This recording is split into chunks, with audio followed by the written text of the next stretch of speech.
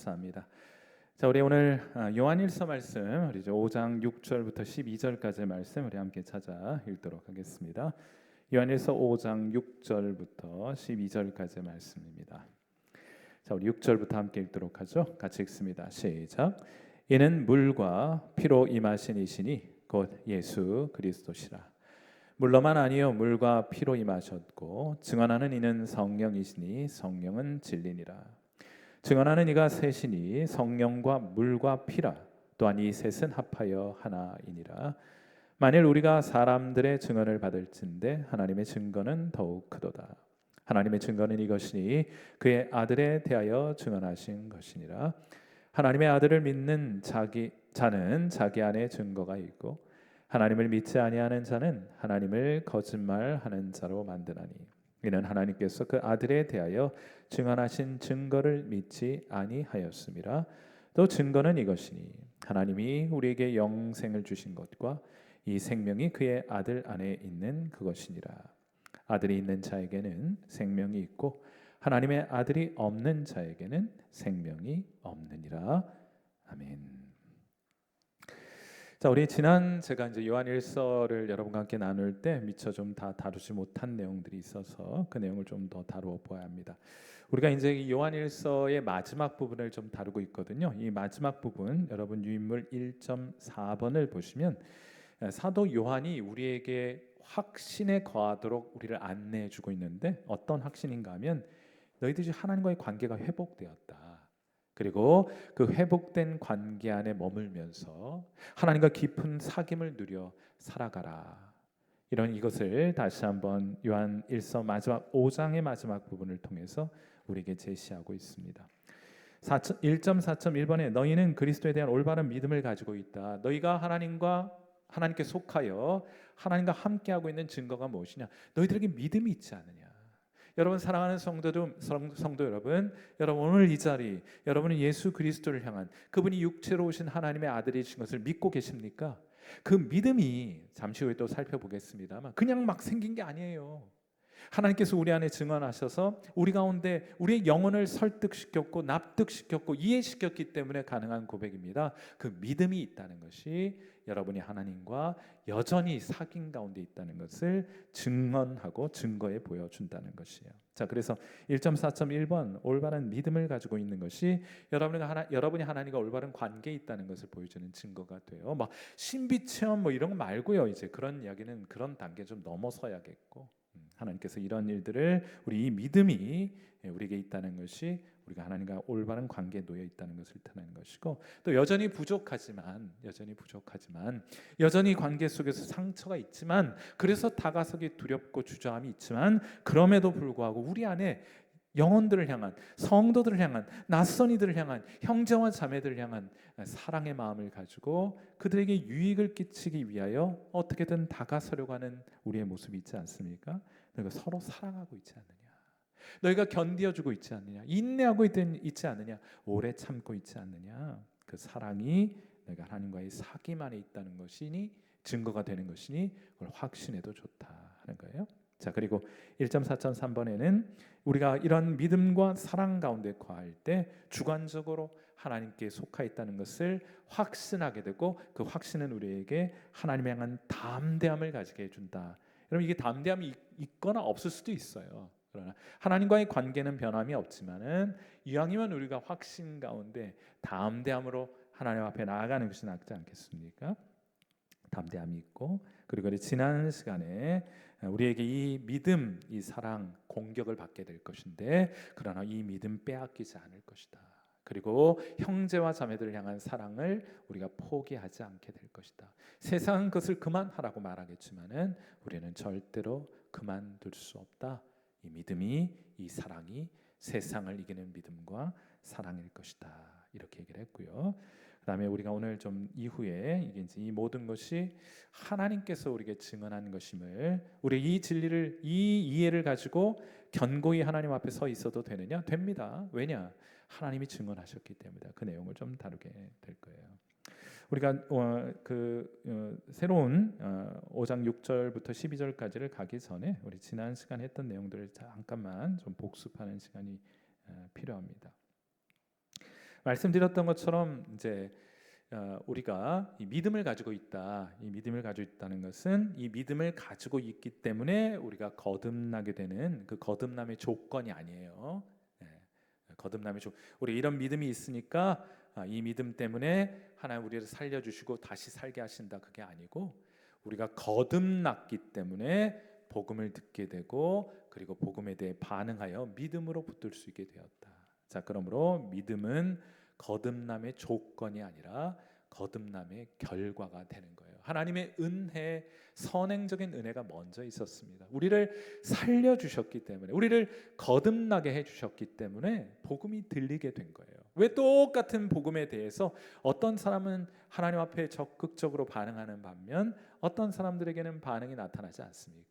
여러분, 죽어있는 사람, 영적으로 죽어 하나님께 반응할 수 없는 사람에게 복음을 아무리 많이 들려주어도 그들은 반응할 수 없습니다. 영적으로 죽어있기 때문에요.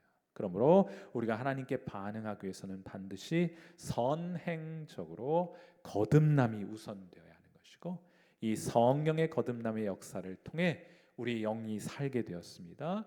우리가 하나님의 복음을 듣게 되고 거기에 반응할 수 있게 되었으니 이 믿음마저도 우리가 만들어낸 것 아니요 하나님의 선물이라고 고백하게 되는 것이요. 그리고 이 믿음 가진 사람, 하나님을 향하여 이 믿음을 가진 사람에게 사랑이라고 하는 것은 필연적인 열매로 맺혀지게 되는 것이다. 자, 이런 사랑이 있기 때문에 그것을 조건으로 해서 우리가 구원받는 게 아니라 거듭나 하나님의 복음에 반응하여 영생을 소유하게 된 자들은 필연적으로 사랑의 열매를 맺게 되어 있다 하는 내용이고, 우리가 이 믿음을 빼앗을 수 없는 것이다 할 것입니다.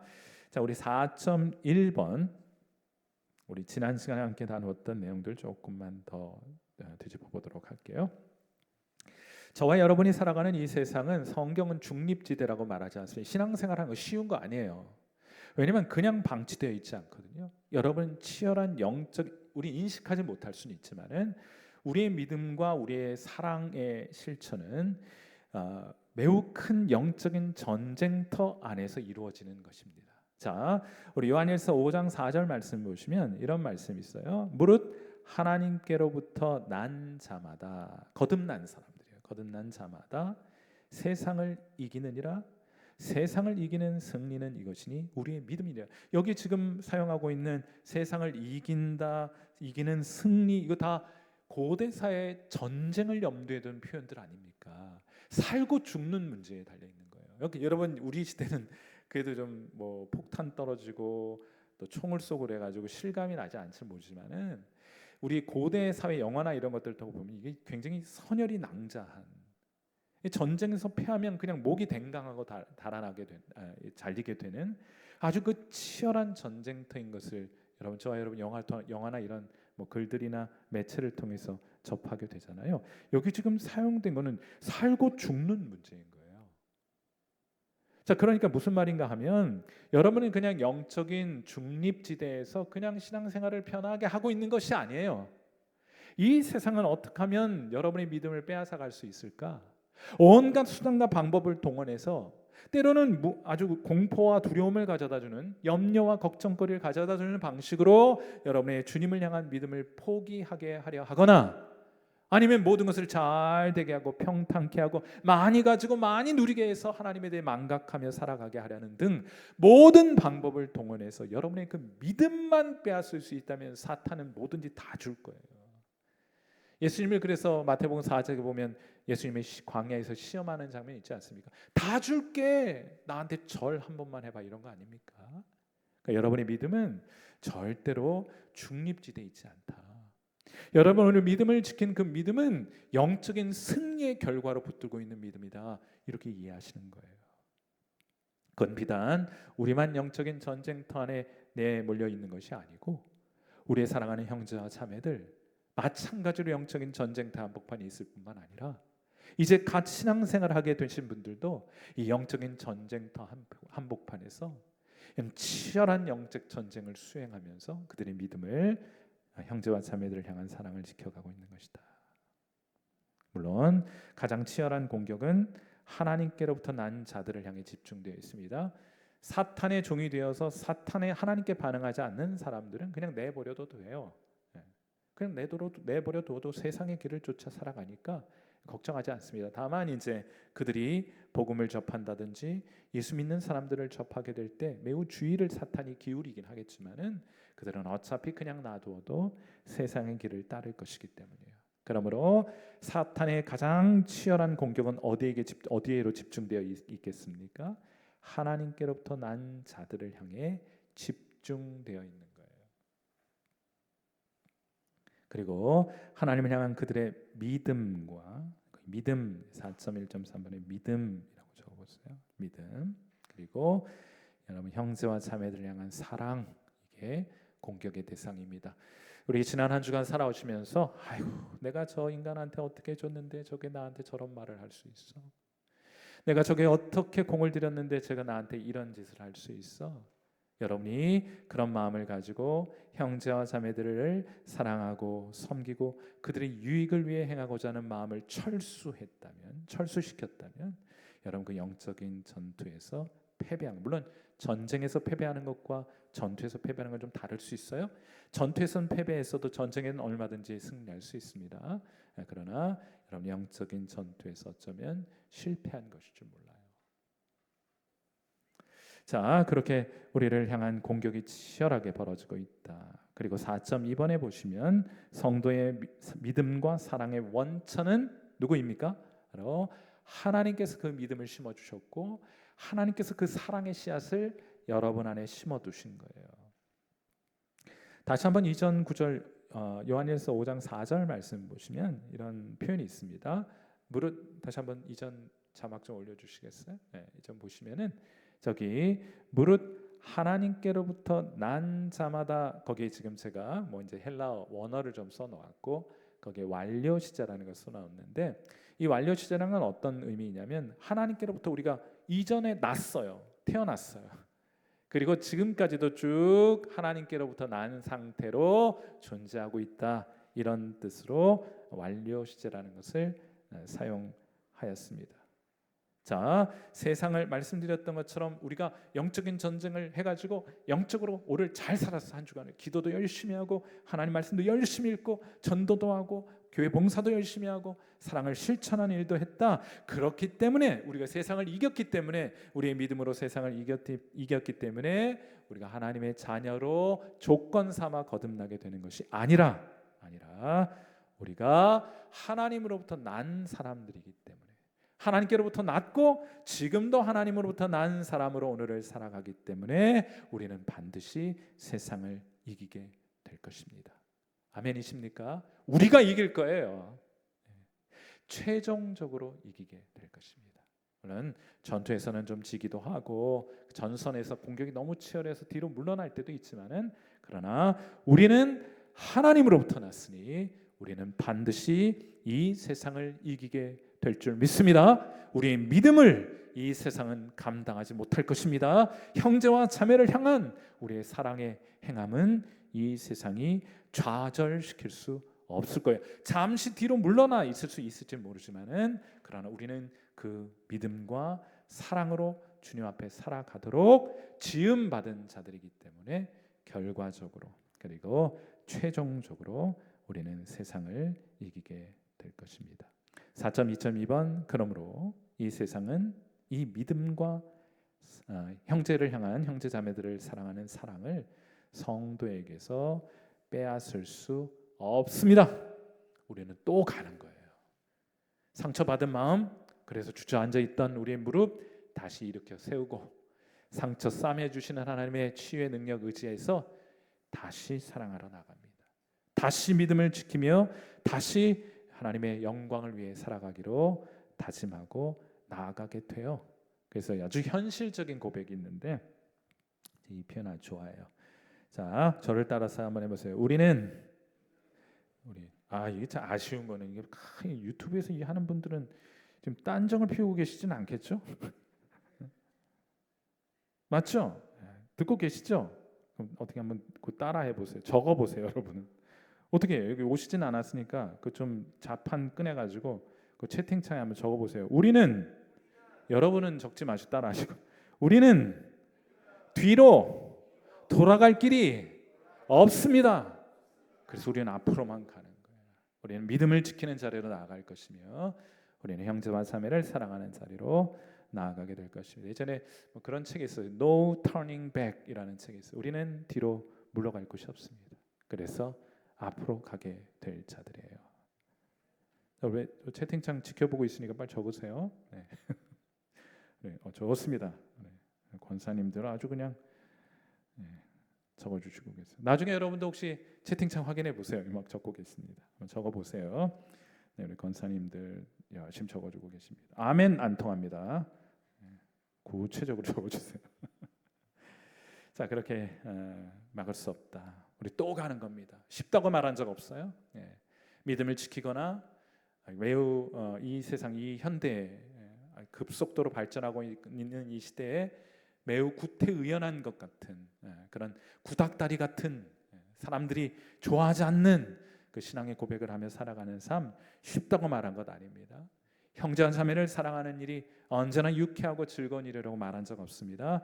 영적인 치열한 전쟁터 같겠지만 우리는 이 믿음을 지키며 사랑을 행하며 살아가게 될 사람들이에요. 어느 누구도 또 이 세상도 심지어는 여러분도 주님을 향한 믿음 그 사랑을 빼앗아 갈 수 없을 것입니다. 자, 이제 5번으로 들어가서 자, 이 믿음을 우리가 가지게 되었는데 진짜 이 믿음 위에 서 있어도 괜찮은가?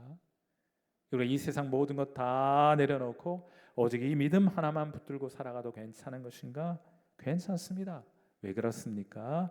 하나님이 증거하시는 약속이기 때문이에요. 그래서 거기 빈칸에 5.1번의 빈칸에 삼위일체 증언이다 이렇게 한번 써보세요.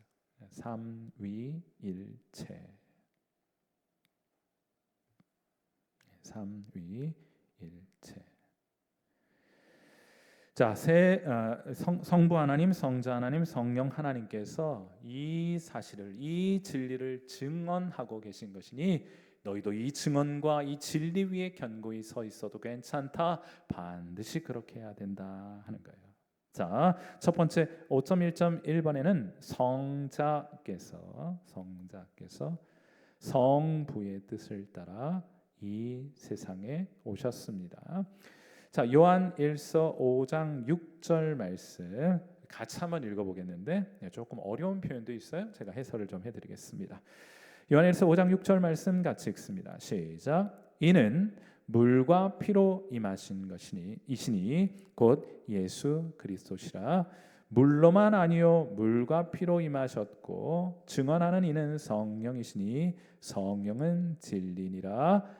아멘. 자, 예수님께서 물과 피로 임하셨다 이래요. 자, 그러니까 우리가 이 물과 피가 뭐냐? 그러면 이제 십자가에서 예수님께서 물과 피를 흘리셨다. 이걸 염두에 두고 그것과 십자가와 연결시키려고 생각을 하실 텐데 반쯤은 맞았다고 볼 수 있겠어요. 자, 이 물과 피가 무엇이냐? 잠시 후에 좀 살펴볼 텐데 일단은 여기서 중요한 것은 성자께서 우리 믿음의 핵심은 무엇입니까? 우리가 붙드는 진리의 핵심적인 고백은 무엇입니까? 예수 그리스도께서 육체로 오신 하나님의 아들이십니다. 이걸 믿는 거잖아요. 그래서 여기서 지금 말하는 물과 피로 임하셨다 하는 것은 실제로 성자께서 성육신 하셨다. 우리에게 진짜 하나님이 다가오셨다 하는 거예요. 그분은 오셨습니다. 5.1.2번 성부께서는 성자에 대해 증언하고 계세요. 그가 내 아들이다. 그가 너의 죄를 용서하였고 그 안에 머무는 자들에게 내가 오늘도 영생을 허락하노라. 이 진리를 하나님은 오늘도 우리에게 증언하고 계신 거예요. 자, 요한일서 5장 9절 말씀. 만일 우리가 사람의 증언을 받을진대 하나님의 증거는 더욱 크도다. 하나님의 증거는 이것이니 그의 아들에 대하여 증언하신 것이니라. 아멘. 하나님은 계속해서 이 아들에 관한 진리를 우리에게 증언해 오고 계신 거예요. 오늘도 증언하십니다. 처음부터 증언하셨고 오늘도 증언하세요. 이 자리에 사랑하는 귀한 성도분들 앉아 계신데, 유튜브 상에서 우리 예배드리는 분들도 계신데, 하나님께서 저와 여러분에게 오늘도 증언하시는 그 증언의 내용이 무엇입니까? 그것은 바로 예수 그리스도가 내 아들이다. 예수 그리스도가 오늘 너희 그 모든 죄를 십자가에서 도말한 구원자가 되는 것이다. 예수 그리스도가 너희의 주인이다. 그 안에 머무는 자들에게 마치 포도나무 가지가 포도나무에 붙어 있을 때 열매를 많이 맺게 되는 것처럼, 너희가 그 안에 머물 때 너희의 삶 속에, 너희의 사역 속에 열매가 풍성히 맺히게 될 것이다. 그를 주목하라, 그를 바라보라, 그를 붙들라, 그를 신뢰하라 하고 우리 주님은 오늘도, 우리 하나님은 오늘도 우리에게 증언하고 계신 거예요. 여러분, 신앙생활 하시는 중에 여러분의 마음의 시선, 여러분의 영혼의 시선이 그 외에 다른 것에 많이 빼앗겨 계셨죠? 사탄은 언제나 예수 그리스도 외에 다른 것에 주목하고 있게 되기를 바라고 있습니다. 영적인 전쟁이란 그런 거예요. 우리가 함께 모여서 다시 한번 회복해야 될 우리 신앙과 우리의 진리는 무엇입니까? 그리스도를 바라보는 것이고, 그분이 어떤 분이시고, 그분이 나를 위해서 무엇을 하셨던 것을 다시 기억해내는 것이 신앙이에요. 아마 신앙생활 하시면서 교회 안에서 많이 바쁘시기도 하겠고, 뭐 이런저런 일들을 하시면서 더 잘해보기 위해서, 이런 일들을 더 잘해보기 위해서, 저런 일들을 더 잘해보기 위해서 많이 애쓰고 노력하셨을 텐데, 여러분, 그런데 그것의 중심에는 언제나 예수 그리스도가 계셔야 돼요. 그 일을 왜 열심히 하고 계신 겁니까? 그 일을 무엇 때문에 하고 계신 것입니까? 주님의 영광을 위하여, 우리 주 예수 그리스도를 섬기기 위해 그 일을 하고 있는 것이 아니었다면 여러분이 영적인 전쟁에서 겉보기와는 다르게 패배하고 있는 상황일 줄 몰라요.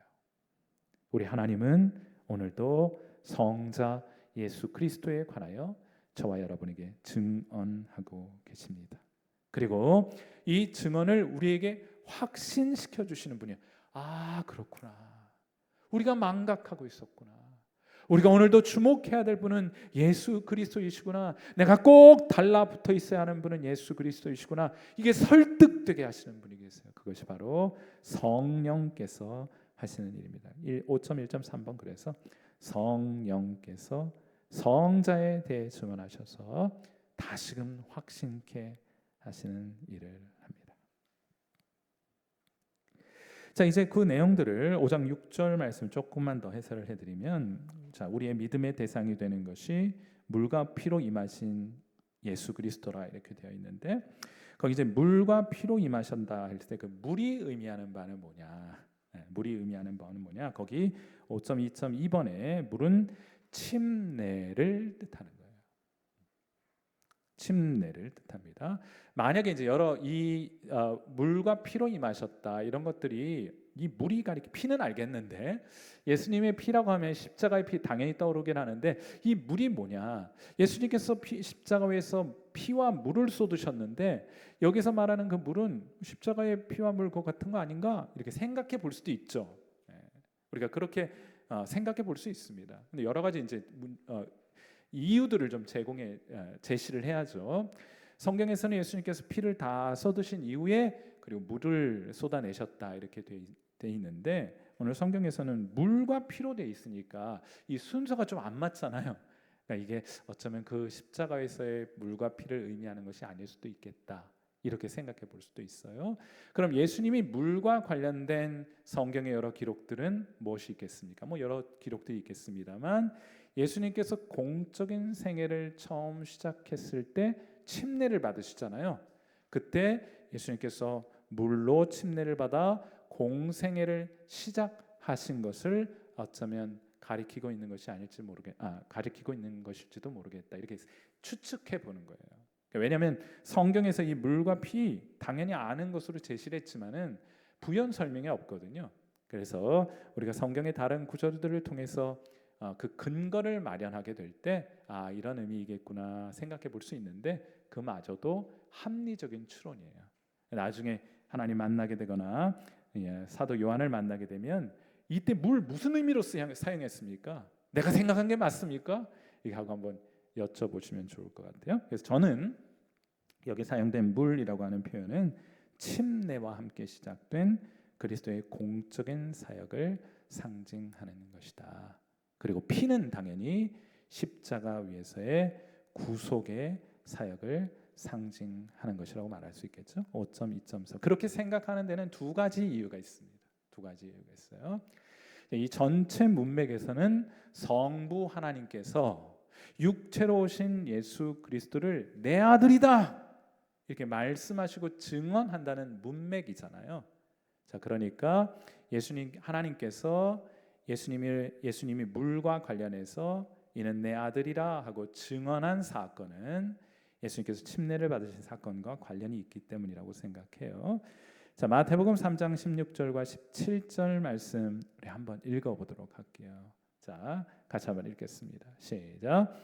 예수께서 침례를 받으시고 곧 물에서 올라오실새 하늘이 열리고 하나님의 성령이 비둘기같이 내려 자기 위에 임하심을 보시더니 하늘로부터 소리가 있어 말씀하시되 이는 내 사랑하는 아들이요 내 기뻐하는 자라 하시니라. 누가요? 성부 하나님께서. 자, 지금 우리가 요한 1서 5장 6절부터 10절까지 문맥에서는 과연 우리가 이 진리를 붙들고 있어도 되는 것이냐, 예수님이 진짜 육체로 오신 하나님의 아들이신 것이 맞느냐, 믿어도 좋다, 믿어야 한다, 왜냐하면 하나님도 그렇게 증언하신 것이 아니냐, 이렇게 이해하면 문맥이 자연스럽잖아요. 자, 그러니까 여기 물과 피라고 말할 때 그 물은 예수님의 침례 장면을 염두에 두고 사도 요한이 선택한 단어일 것이다 하고 추측해 보셔도 괜찮을 것 같습니다. 여기에 더하여 한 가지 더. 자, 이제 우리가 성경을 통해서 문맥을 통해서 이것이 이런 의미일 것이라고 추정을 했는데, 이제 여기에 역사적인 사건 혹은 이 서신서의 역사적인 배경을 좀 가져오면 우리가 내린 결론이 더 확실한 것을 확인할 수 있게 돼요. 그래서 이제 성경의 배경 이런 것들을 공부하는 것이 성경의 의미를 결정해 주는 것은 아니지만 우리가 내리고 있는 성경의 의미를 보완하고 보강하고 확신할 수 있게 해주는 역할을 할 수 있다. 그래서 제가 좀 어려운 얘기일 것 같아서 교회사에 나타난 내용을 하나 좀 소개해드리면, 그 예수님의 물과 피 제가 적어드린 거 있죠? 거기 한번 좀 같이 한번 보세요. 유인물에 제가 좀 적어놓았는데, 이게 자막에는 없습니까? 이건 빠뜨렸네. 우리 유튜브 상에서 예배 드리는 분들 한번 좀 잘 들어보세요. 여기 물과 피라는 것은 이단과 좀 관련이 있어서 하는 말씀이에요. 제가 한번 읽어드릴게요. 요한 당시 진리의 대적자들은 예수 그리스도의 참된 성육신과 십자가 죽음을 부인했습니다. 특히 세린투스라고 아주 초대교회 2단 가운데 하나인데 굉장히 그럴싸한 사람이에요. 신앙이 아주 좋아 보이는 사람입니다. 그런데 진리에 있어서는 그의 가르침이 옳지 못했어요. 이 세린투스가 뭐라고 말했는가 하면 예수님을 단지 인간으로 보았습니다. 자, 성자 하나님, 저 영원한 성부 하나님과 함께 하신 저 하늘의 성자 하나님은 이 세상에 태어난 예수님과 같은 분일 수 없다, 이거예요. 결론적으로. 그럼 뭐냐? 예수님이 육체로 오신 예수님이 그냥 육체로 태어난 예수님이, 그냥 인간인 예수님이 침례를 받고 물 위에 올라오셨을 때 저 하늘에 계신 성자 하나님께서 영으로 그 예수님께 임하여 계시다가 십자가의 죽음을 당하실 때 예수님을 떠나버리셨다는 거예요. 그럴싸해요? 아니에요? 여러분은 아닌 줄 너무 잘 아시지만은 초대교회는 이것이 굉장히 큰 유혹이었습니다. 왜냐하면 제가 거기 영육이원론이라고 적어놓은 게 있어요. 영적인 것은 좋은 거, 육적인 것은 악한 거, 이런 의미예요. 성령 좋은 거, 우리 육신 나쁜 거.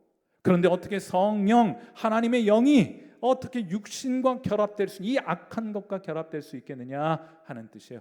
그들은 자신들이 가지고 있는 철학적 이해에 성경의 진리를 짜 맞추려고 했기 때문에 다른 방법이 없었어요. 예수님은 그냥 인간 예수, 우리와 그냥 다를 바 없는 인간 예수. 다만 물과 피, 곧 침례를 받으실 때와 십자가에서 죽으실 때 잠시 하나님이 그에게 임하여 계셨다가 십자가의 죽음과 함께 그를 떠나시게 되셨다, 이런 뜻이에요. 그러니까 예수님은 하나님의 아들이 아닌 겁니다. 엄격하게 말하자면 이런 이단들이 있었어요.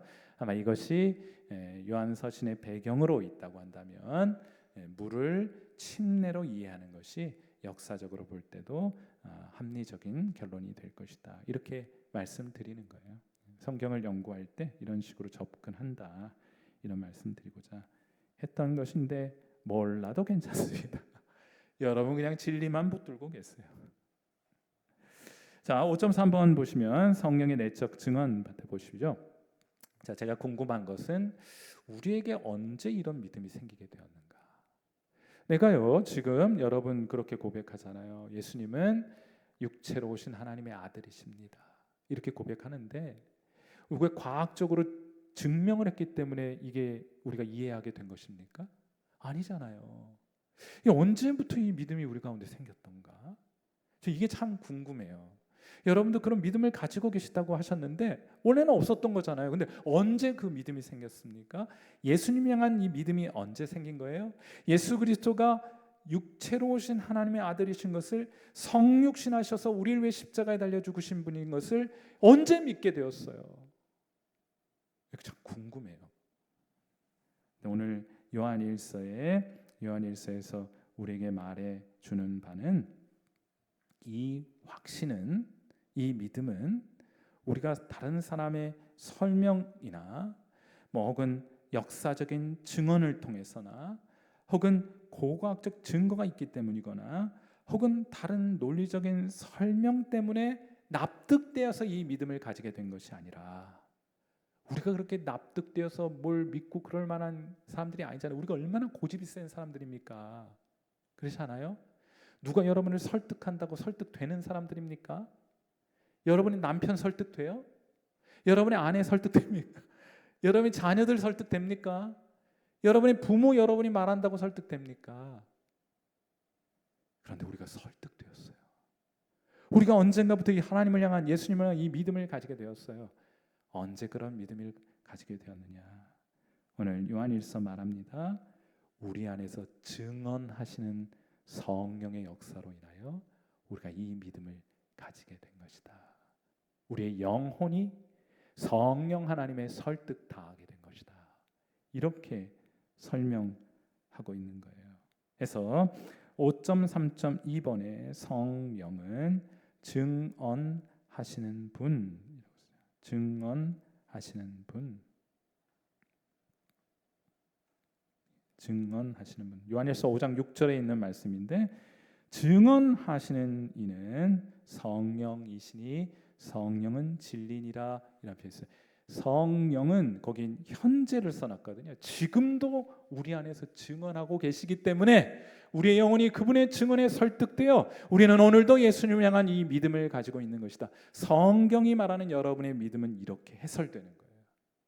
우리가 이 믿음을 그냥 가지고 붙들고 있는 것이 아니고 우리 안에 거하시는 성령께서 지금도 증언하고 계시기 때문에 그분께 설득되어 나타난 현상이 믿음의 고백이라고 하는 거예요.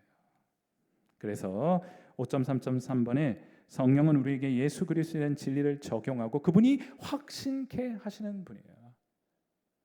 여러분 안에 있는 그 믿음 누구 때문에 확신하게 되었습니까? 우리 안에서 증언하시는 성령의 역사로 인하여 우리가 확신할 수 있게 되었다. 그러니까 여러분이 그 진리에 대한 확신을 가지고 있다는 것이 여러분 안에 성령이 거하고 계시다는 증거가 되는 거예요. 하나님이 여러분과 함께하고 계시다는 증거가 되는 겁니다. 어때요? 하나님이 여러분과 함께 하십니다. 우리 신비한 건 못 봤는데 관계없어요.